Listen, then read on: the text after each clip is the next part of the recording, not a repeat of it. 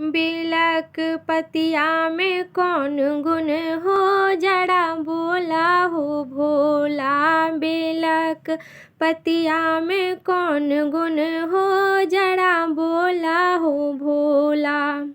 सबके जे दिलों भोला कोठा टाड़ी, सबके जे दिलों भोला कोठा टाड़ी। टुटली मड़ैया में कौन गुण हो, जड़ा बोला हो भोला। टुटली मड़ैया में कौन गुण हो, जड़ा बोला हो भोला। बेलक पतिया में कौन गुण हो, जड़ा बोला हो भोला।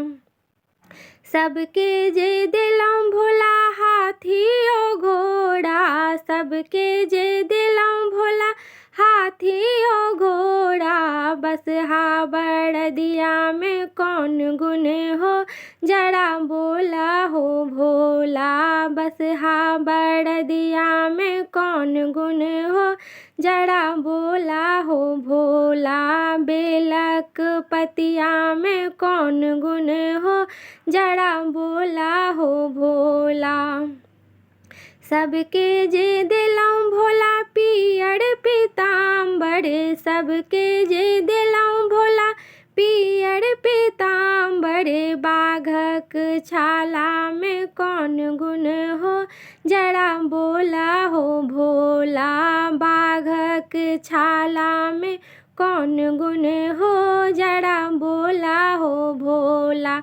बेलक पतिया में कौन गुण हो, जड़ा बोला हो भोला।